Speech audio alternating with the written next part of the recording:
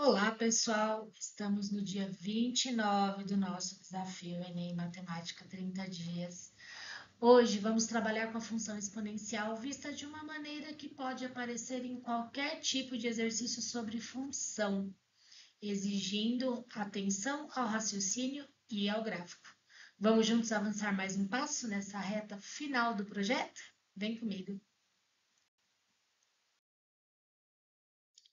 Hoje iremos resolver a questão 165 da prova cinza do segundo dia do Enem 2024. Antes de continuar, dê uma pausa no vídeo e tente resolver por conta própria.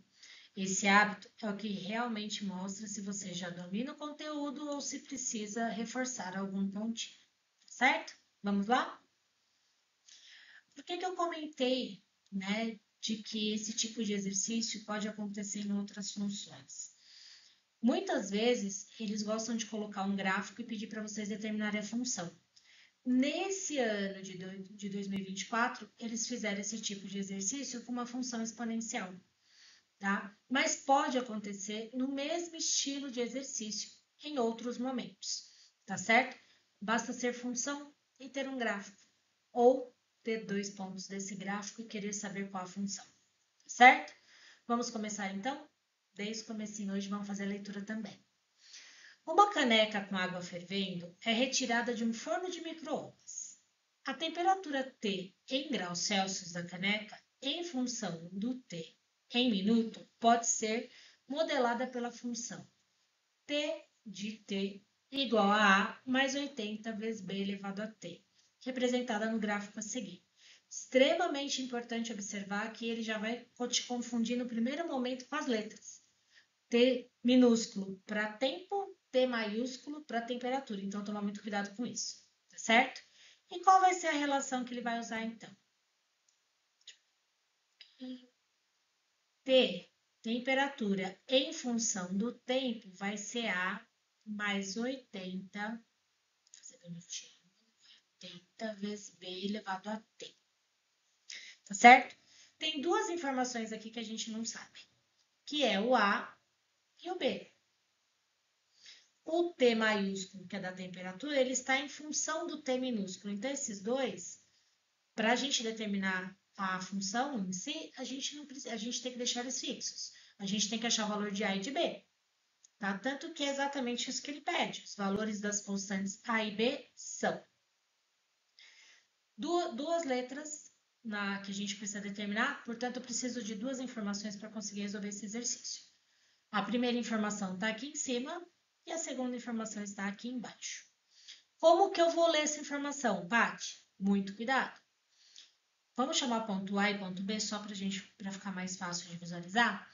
Olhando para o ponto A, a gente tem qual informação? Que a temperatura é 100 e que o tempo é zero, certo? Então, a gente pode ler, para ficar mais simples, né, na parte da função, ler que a temperatura no tempo zero é 100 graus Celsius. Como para nós, nesse momento, o que interessa é o cálculo de A e B, não vamos colocar unidade para não colocar mais letra no nosso trabalho, tá? O que isso diz? Se você trocar nessa função que a gente tem inicial, o T por zero, o T maiúsculo de temperatura vai ter que ser trocado por 100, tá? Eu vou falar T para temperatura e Tzinho para o tempo, assim a gente ganha um tempo em T maiúsculo, T minúsculo, tá bom? No B de bola, no ponto B de bola, a gente vai ter o quê? Que a temperatura T no tempo 20 corresponde a 40. E aí a gente vai calcular usando a nossa primeira informação aqui. Vamos pegar o item A aqui. Se o T de 0 é igual a 100, significa que A mais 80 vezes B elevado a zero vai dar 100. E eu vou dar uma sequência aqui. Por quê? Quanto que dá B elevado a zero, pessoal? Todo número elevado a zero é sempre 1. Regra importantíssima. Não pode ser esquecida. Facilita em muitos cálculos. Então, nós vamos ter que A mais 80 é igual a 100. Portanto, A é igual a 20. Se a gente olhar lá nas alternativas, a gente até tinha uma esperança de ser 100 para ter que calcular o B, né? Fala sério. Mas não, nós vamos ter que calcular o B. Então, como que eu vou fazer para calcular o B? Vou usar a outra informação que eu tenho aqui, que o T de 20 vai dar 40. Então, vai ficar A mais 80 vezes B elevado a 20 é igual a 40. Bate.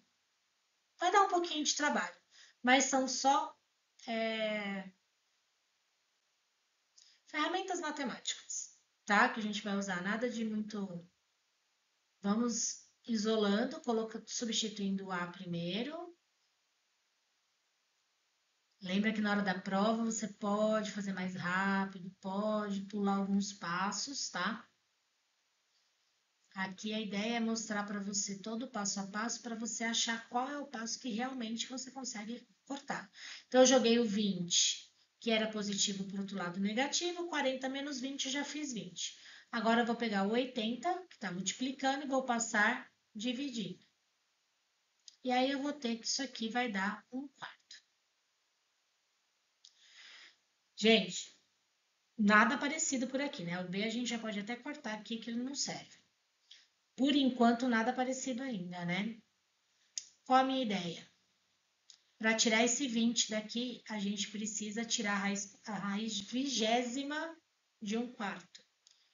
Raiz vigésima eu também posso escrever como 1/4 elevado a 1 sobre 20.